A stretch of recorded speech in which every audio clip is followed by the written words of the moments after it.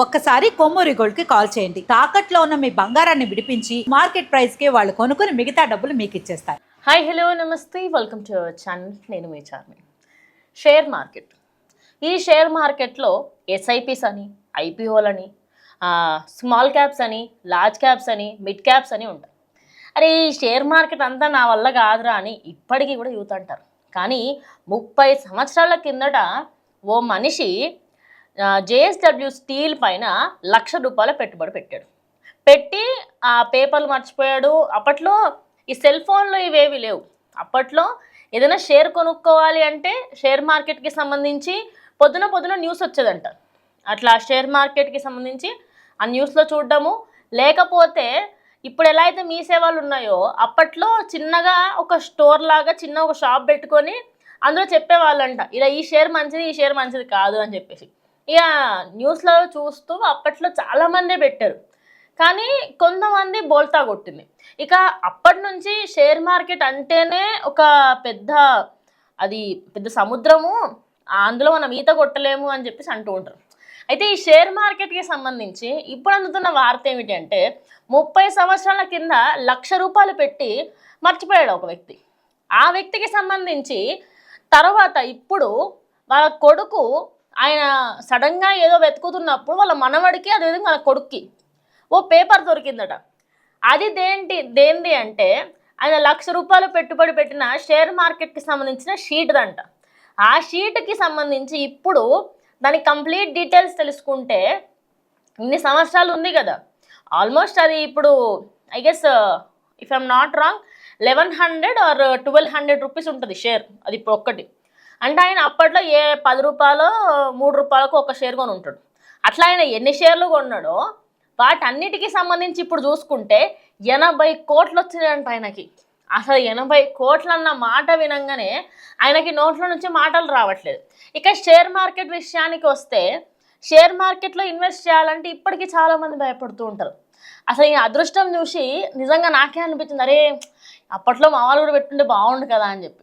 కానీ ఇప్పుడు ఇంత నాలెడ్జ్ ఉన్నప్పుడే మనం ఇంత భయపడతాం కదా. అప్పట్లో నాలెడ్జ్ లేకపోయినా చాలామంది ఇన్వెస్ట్ చేసి మర్చిపోయారు, పోతే పోయింది అనుకున్నారు. ఇప్పుడు మనకు ఎన్నో యాప్స్ ఉన్నాయి. ఆ యాప్స్ అన్నిట్లలో కూడా ఇన్వెస్ట్ చేసేటప్పుడు చాలామందికి కొన్ని డౌట్స్ ఉంటాయి. అసలు ఆ డౌట్స్ ఏంటి? మెయిన్లీ ఈ షేర్ మార్కెట్ అంటే ఏంటి, అసలు ఈ యాప్స్ ఎందుకు ఉన్నాయి, వాటిలలో ఏది నమ్మొచ్చు, ఏది జెన్యూన్, ఏది కాదనేది మనం మాట్లాడుకుంటే చాలానే యాప్స్ ఉన్నాయి. నేను యాప్లను ప్రమోట్ చేయాలనుకోవట్లేదు. మీరు గూగుల్లో సెర్చ్ చేస్తే వందల కొద్ది యాప్స్ దొరుకుతాయి. అయితే ఇప్పుడు మిడ్ క్యాప్, లార్జ్ క్యాప్స్ అని, అదేవిధంగా స్మాల్ క్యాప్స్ అని ఉంటాయి. చిన్నవి, మధ్యలోవి, పెద్దవి, అంతే సింపుల్. వాడుక భాషలో చెప్పుకుంటే చిన్న వాటిని చిన్న కంపెనీస్, కొత్త స్మాల్ క్యాప్స్ అంటారు. మిడ్ క్యాప్స్ అంటే మంచిగా కొంచెం ఎగ్దమ్ అట్లా పైసలు పెడితే సెట్ అయ్యి ఒక ₹10 ఎక్కువ స్టెప్ అటువంటి. లార్జ్ క్యాప్స్ అంటే పైసలు ఎక్కువ పెట్టాలా, రిటర్న్స్ కూడా ఎక్కువనే వస్తాయి. అది ఐపీఓలు అంటే ఇప్పుడు నా ఈ స్పెట్స్ ఉన్నాయి, ఇవి లెన్స్ కార్డ్వి. ఓకే, లెన్స్ కార్డ్వి ఒక ఐ గెస్ ఒక 2 months బ్యాక్ అనుకుంటా ఐపీఓ వచ్చింది. ఐపీఓలో ఇన్ని షేర్లను ఉంటుంది. ఇన్ని షేర్ల నుండి అది ఇన్ని వేలకని అమ్ముతారు. ఓకే, దాని తర్వాత ఎస్ఐపీలు అంటే నెలకి సంబంధించి 500 నువ్వు ఎస్ఐపి చేస్తా పోతా ఉంటే ఒక టైంకి నీ అకౌంట్లో లక్షల కొద్ది అమౌంట్ వస్తుంది. ఇవన్నీ విన్నప్పుడు ఆశ కలుగుతుంది. కానీ ఎప్పుడైనా కూడా స్టాక్ మార్కెట్లో ఇన్వెస్ట్ చేసేటప్పుడు ఆచితూచి అడిగేయాలి. ఎవరో చెప్పారు కదా, ఏదో విన్నాం కదా అన్నట్టు కాకుండా ఎక్స్పర్ట్స్ మాట వినాలి. అదే కాకుండా ఈ డైలీ బిడ్డింగ్స్ ఉంటాయన్నమాట. అంటే నువ్వు 10,000 పెట్టి బిడ్డింగ్, అది ఇలా పైకి ఇన్ఫ్లుయెన్సర్ చెప్తాడు చూడండి, ఇట్లా పైకి రేజ్ అవుతుంది, కిందకి పడుతుందా, చెప్తే ఇంత మనీ వస్తుంది అని చెప్పేసి.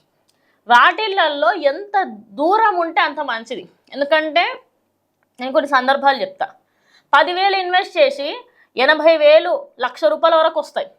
కానీ దాని తర్వాత మళ్ళీ ఆ 1,00,000 ఇన్వెస్ట్ చేస్తే 0కి వస్తుంది. పోనీ నువ్వు 2 లక్షలు ఇన్వెస్ట్ చేసినావు అనుకో, ఫస్ట్ 10 లక్షల దాకా పోతుంది అది. కానీ నువ్వు 10 లక్షలకు ఆశపడి ఇంకో ఆ 10 లక్షలు మొత్తం పెట్టినావు అనుకో, ఉన్నది పోతుంది, ముందు ఉంచుకున్నది పోతానంటూ సామెత ఉండదు చూసిన, ఉన్నది వాయ ఉంచుకున్నది వాయ అని. సేమ్ ఉన్నది పోతుంది, సెకండ్ కూడా పోతుంది. సో ఎప్పుడైనా కూడా స్టాక్ మార్కెట్లో ఇవన్నీ వినడానికి బాగానే ఉంటాయి ఖచ్చితంగా. అండ్ నిజాలు కూడా చాలామంది స్టాక్ మార్కెట్లలో ఇన్వెస్ట్ చేసి కరోడ్పతులైన వాళ్ళు ఉన్నారు, దివాలా తీసిన వాళ్ళు కూడా ఉన్నారు. సో మీరు ఎప్పుడైనా ఇన్వెస్ట్ చేయాలి అనుకుంటే ఎలాంటి వాటిలో ఇన్వెస్ట్ చేయాలి, చాలామంది ఎక్స్పర్ట్స్ ఉంటారు, వాటి గ్రాఫ్స్ ఉంటాయి, అవన్నీ చూసి. అండ్ ఇంకోటి, ఈ సముద్రంలో మనం ఒక చిన్న చేప, ఆ చేప ఎక్కువ లోతుకు వెళ్ళలేదు, అది నేర్చుకొని మనం తిమింగలాల్లా మారి అప్పుడు స్టాక్ మార్కెట్లోకి దూకి నా దగ్గర విచ్చలవిడిగా పైసలు ఉన్నాయి పోయినా పర్వాలేదు అనుకున్నప్పుడు ఎక్కువ ఇన్వెస్ట్ చేయడానికి ముందుకెళ్ళండి.